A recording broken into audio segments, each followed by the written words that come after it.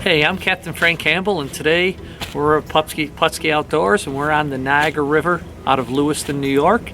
We today fished for everything from steelhead. We caught some steelhead, caught some walleyes. We did a mix-up show where we had different conditions. So in the morning we started out, the water was a little cloudy. We were able to get one steelhead, but just wasn't steelhead ready.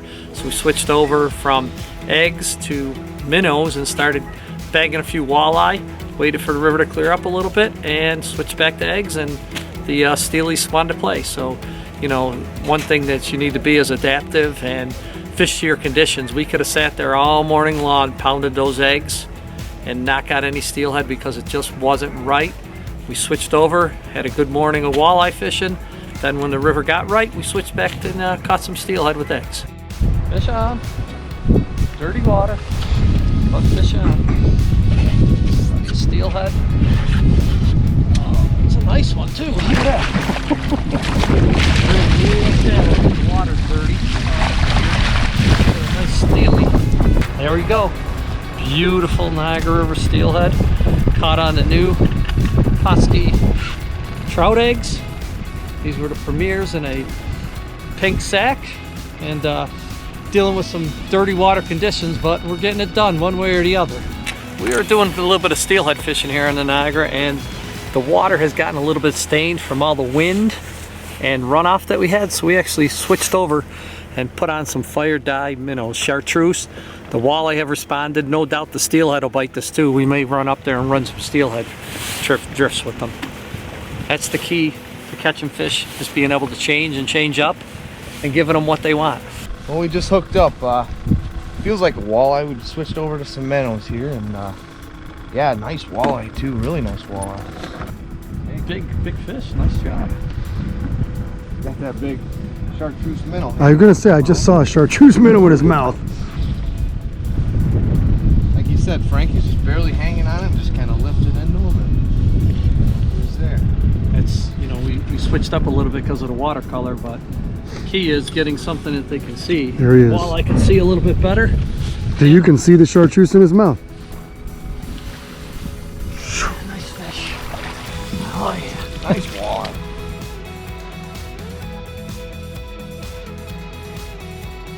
Just a nice healthy Niagara River walleye here. Picked him up on a chartreuse minnow. Just kind of dragging him up just off the bottom, and getting a few fish here today. Man, he loaded up on the rod. This is a little heavier fish, but you never know. Oh yeah, yeah. Nice. Yep. Beauty. Another nice walleye. It's a beautiful fish. Definitely worth making the switch up. We switched up to fire-dyed minnows, chartreuse, and the walleye have responded with a little dirtier water. You haven't seen it yet, have you? Oh, it's pretty decent though. I was trying to take a little line on him in there for a minute. It's got some nice head shapes. See what we got here. Not too bad. Another nice healthy walleye. Captain Frank's got us in the right spot here. Keep going, keep hitting that same spot. Every time we're picking up a fish. So today here on the Niagara River, we ran a pretty simplistic rig. We ran a 3-way swivel setup with a pencil sinker, about a 6-foot leader to about a number 8 hook. Obviously that's the egg sack. And what we did was we bottom bounced. So we're bouncing this sinker, tap, tap, tap along the bottom, keeping our line as straight up and down as we can. And to do that, I like to run a bait caster. Bait casters, you have the ability to let out line, take in line a lot faster. But as you let out line, once the sinker hits bottom, it's going to stop revolving on the spool, turn the handle over, you're ready to rock and roll. Not only does it enable you to fish it a little bit more properly, if you would, but it also has a better drag system on it, and we needed it for a couple of the steelhead today. You know, we're running light line, we're running 8 to 10 pound cigar fluorocarbon, and bouncing the bottom, you know, you hook up, you want to be able to let that fish run. That's really the key. If you use too heavy a line, too heavy of an outfit, you're not going to do as well. 8 pound leader, 10 pound main, bait caster, and that's my way of fishing the river properly. One of the reasons that we chose to fish eggs with steelhead was Pautzke just came out with some really awesome balls of fire trout eggs. These are the premium ones. These are the natural ones. You can see that there's a difference in the color and a little bit of difference in, you know, some what we call corning up, but both of them worked well today, and we tied them both up, ran them against each other. Really didn't see a big difference. This is how the premiums look. They are tied up in Mike's Atlas netting with magic thread, red magic thread on there. And what we do is we put in a certain number of eggs, take it to where we need size-wise and things like that, and cut off the excess. These happen to be the naturals, which you can see there's not a little difference. These run a little bit lighter, but again, Mike's Atlas netting with red magic thread on there, and bottom bouncing them, pretty effective way. Oh, he took off. Holy tomato. I'm talking about take off upriver. A screamer on it. I mean, he came back down just as fast, but he definitely took off upriver. Oh, it's another nice one, Frank. There he goes, Oh!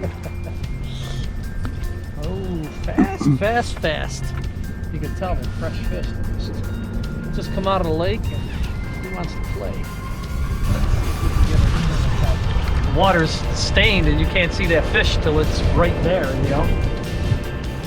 Usually you can see the fish down on the bottom in 10 feet. Today's just not the case. Ooh. Wrapped up now. Nice work. Nice tanker. Beautiful.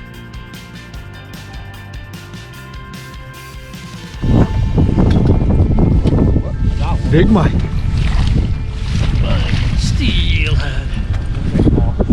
That's actually a chunky one. All day I've been waiting for this first fish of the day. Ain't big, but I'll take it. It's a good one.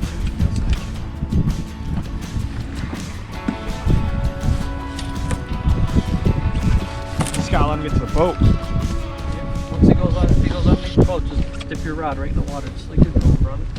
You know who's back, Chris? This guy. How about you get it in the boat first?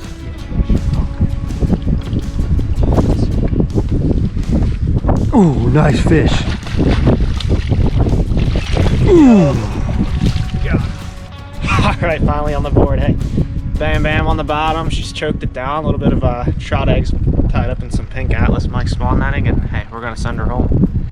Today's episode of Pautzke Outdoors comes to you from the Lower Niagara River, where it's wintertime and there's really not much snow on the ground. It's been an interesting year. It's been a very mild year, and the one culprit this year has been the wind. You know, with no snow and no ice on Lake Erie, anytime the wind blows, the water gets stained pretty quickly here on the Lower Niagara River, which is what happened today.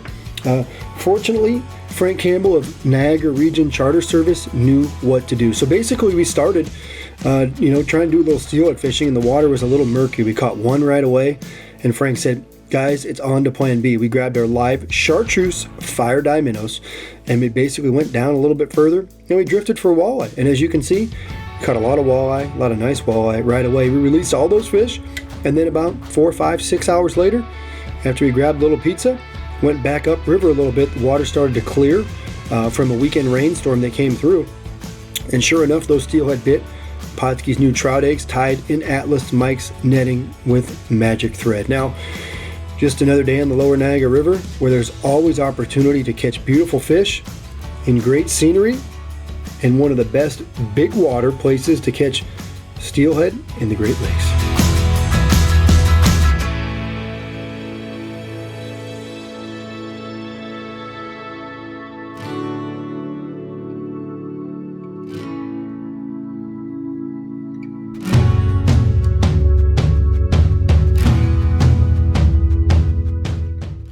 Pautzke products are available at sporting goods stores near you. If you can't find the specific color, size that you want, make sure to go to Pautzke.com. And as a thank you for watching Pautzke Outdoors, we're going to show you a coupon code to be used for 10% off your next order.